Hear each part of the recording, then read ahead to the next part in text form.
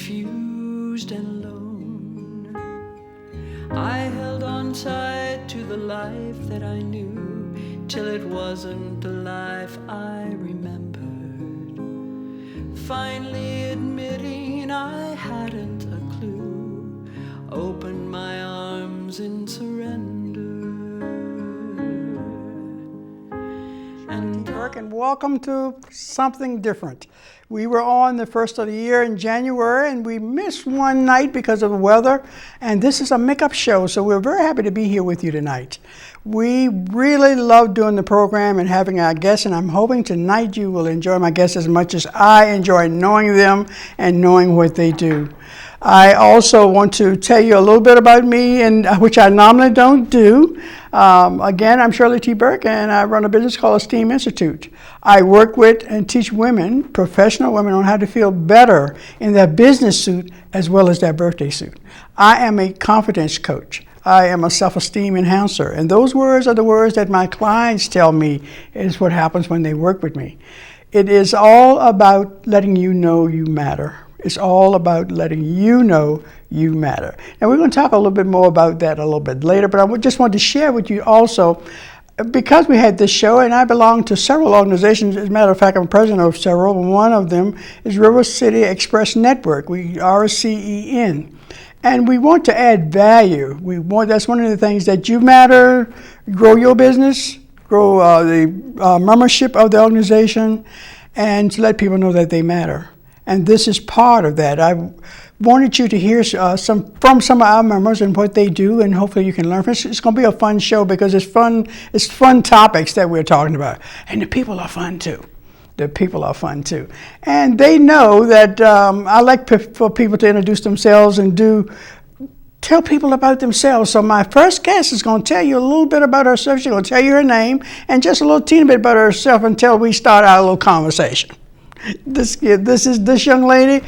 Who are you, girl? Who are you? I'm Elizabeth Ringas. How you spell your last name? It's Ringas. Ringas. What nationality is that? It is Greek. Ooh, My Greek. My father-in-law is a Greek immigrant. Really? Yeah. Ringas. Yes. Awesome.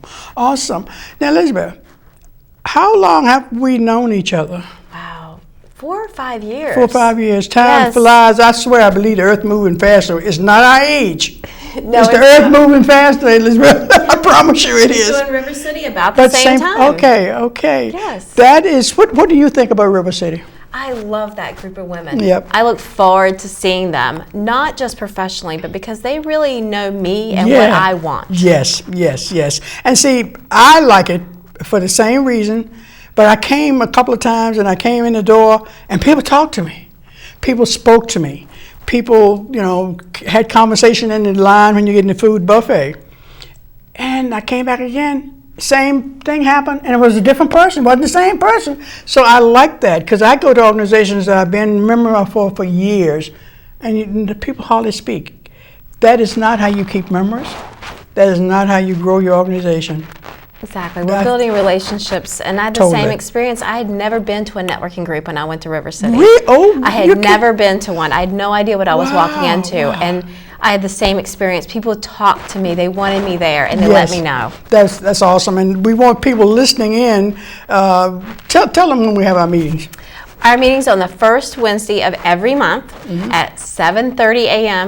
Please, 7:30 a.m. 7:30. Boy, it's rough getting there, but when I get there, I'm so happy I'm there. And when I leave, I am on fire and ready for a great day. Today was wonderful, wasn't it? It was an amazing day. Now, I don't know. I think there's your camera over there. Talk to our listening audience about what we did today. I just would like for them to get a feel for what we did today. This morning was an amazing meeting. We were there bright and early at 7:30. Yeah. And we were there for speed networking. It was a special meeting in December where we really focused on getting to know our members and who is there. So we spent a minute and a half sharing who we were one-on-one with the person across the table. And after 3 minutes, each of us took a minute and a half, we switched seats and everyone shifted down one seat on one side of the table. So we talked to about 15 people, maybe 20, about what we were working for, what our goals were for 2016, who we needed to meet, or really just got to know somebody new if I'd never met them. It was a great chance to update my referral connections, a great way to meet a lot of people fast and get to start building new relationships. Thank you for explaining that, because one of the things, some people might be concerned, we had the long table and one side kept moving and one side we sat, we were still sitting. But that's the way networking is supposed to work. You're not supposed to get to see everybody. Yeah, there's no way to meet everybody in a room at an event. Yeah. And being an introvert, oh my goodness, I don't need to meet everybody in the room. I need to build a few quality relationships. Yes. And people forget that. People think if I don't touch everybody, get to see and say, give my card to everybody, and I get everybody's card. That is not what networking is about. It's about taking those notes. We had people taking notes. Normally we don't do that because we don't take and listen. Exactly. We stop to really listen. What do people need? And so we can move forward and create relationships with people that might not have met each other in the room, introduce them, and get connections going. Yeah, it was wonderful this morning. It was. I want you to talk about your business a little bit, but first, tell me what your tag means, or your car tag. What does it say?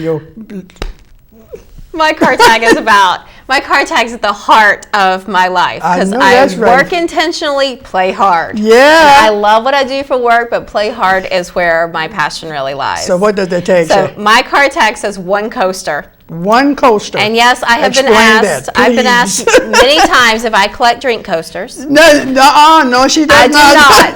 I collect rides on roller coasters. Please repeat that. So I want to say it slowly. I want everybody to understand what you're saying. I collect rides on roller coasters. Oh, Lord, child. I am out looking for the newest, the greatest. The kiddie coaster, I don't care. If it rolls freely and is a roller coaster, I ride it. And you travel all the United States doing that? I do, and I've been out of the country once really? to ride roller coasters. I didn't know that. Yep, Yeah. I've got my one international ride.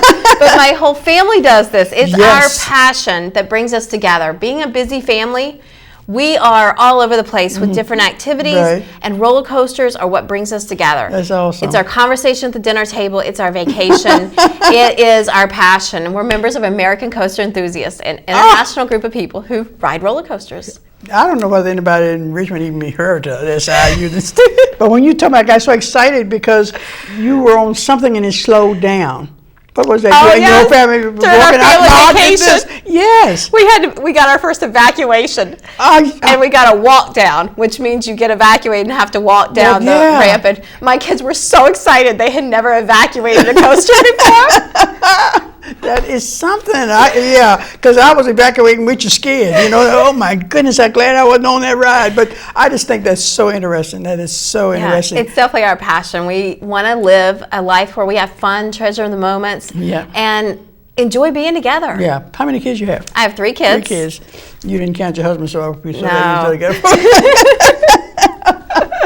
But Liz, I'm going to tell you, can I call you Liz? I don't know, because some people get mad if you shorten the name. No, I'm Liz to a lot of people. Okay, Elizabeth.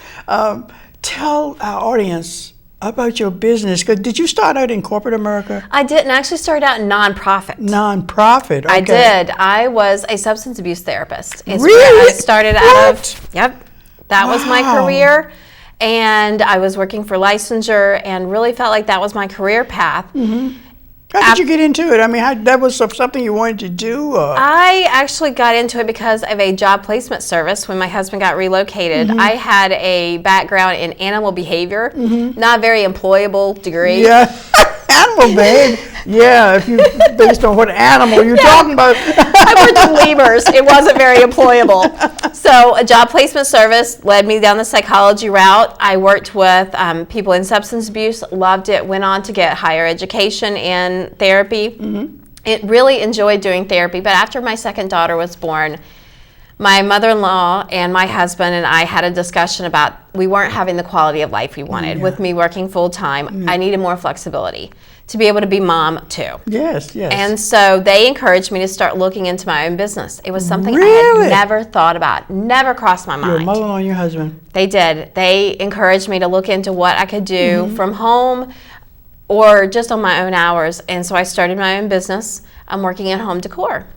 And I was really enjoying helping people put together some easy decorating in their house, things that they could do on their own, teaching them a lot. And that company led me to meet Sarah Blaine, who is the jewelry designer I work with now. That's how you got to meet Miss Blaine. I did. I met her through that company. She had partnered with them, and I was intrigued. Ironically, I was not a jewelry wearer. You are kidding. If I wore jewelry, I wore my stud earrings, or I wore a matching set with the necklace, bracelet, and earrings, because I really didn't know how to wear anything else. That's the crux of a lot of things, isn't it? I didn't know, and I would try. I would lay all my jewelry out in the bed, and I'd be like, I am gonna do this. I can layer jewelry. I can do it. But Shirley, I couldn't do it. I never got out the door with it on. I just couldn't do it. And when I met Sarah Blaine, she started showing me how to mix things together. I started learning. And what I realized is nobody had ever taught me how to do it. It wasn't intuitive for me. Most people aren't taught, I don't think. No, and I don't think I didn't get it. I couldn't see it the way she could see it. And then training continued, and I realized I wanted to teach this to others. And so that's where my business really evolved into a jewelry business. And when she announced that she was going out on her own to SB Designs, I had no doubt that that was the right path for me to venture into her new company. Yeah, because I've been really, we've talked several times, impressed with working with some of the corporate women. I think you share some information about that. And tell people, when you explain that, it will let our viewing audience know how you can help them, or tips that they need to know, as women, and how they should be wearing and how it affects us and all like that. Talk a little bit about that. That's what I enjoy most, because something women don't realize is that you have to try on jewelry. For real. It's just like clothes. It has to fit. Now I had never heard that before. It does. It has to fit. And not all jewelry fits all women. A lot of us look at what other people are wearing and go, I want to wear that. Well, sometimes it just never comes together when you try it, because it's not the right piece for you. But sometimes it's about how you layer it or how you wear it. And that's a lot of what I teach, is how to put that together, because what affects how jewelry fits on you is your facial shape, your haircut, even the direction of how your ears are angled. Really? It changes how your earrings hang. Some people just can't wear hoops because they don't hang right. So all that plays into it. Your neck size, the width, the length, your bust size, it all plays into what jewelry is going to fit you right. Now, this is the type of thing that you talk with in the corporate office when you talk to women, because I know you've gone into some large companies and talked to some of the ladies, and they were very receptive, you've said, about what you discussed. They really enjoy it, because they really learn, and that's what I want them to take away tips that they can apply when they get dressed the next morning. To think about what really flatters them, what they feel best in. Because I feel like every woman should enjoy getting dressed every day. Every day. Not just for a special occasion. That's every day is a special occasion. That's what I like. Because it changes our career path, our confidence, because every day we're making a first impression. Even when we've met somebody every day, we're still making that first impression of that day.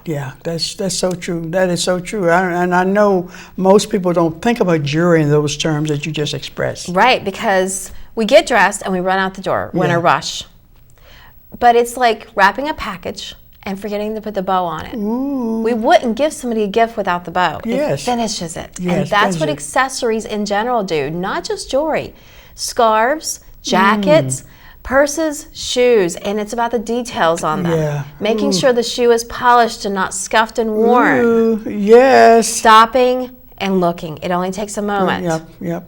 Do you recommend certain things to use for people's shoes or anything? Have you ever done that? I haven't ventured into that. Okay, I just wondered, because sometimes it's hard to find things. It is. Like if you can't lay on the couch and do this and order off QVC, it's a shame. And it just tough. It is to find things, and people, we are sort of spoiled.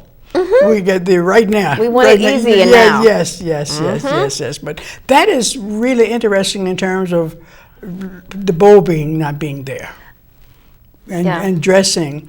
Tell me about in corporate and non-corporate, and how do you feel about dressing down? Talk to me about it, because I can't stand it. So I really struggle with it, because I feel like, what if you meet your best client that day?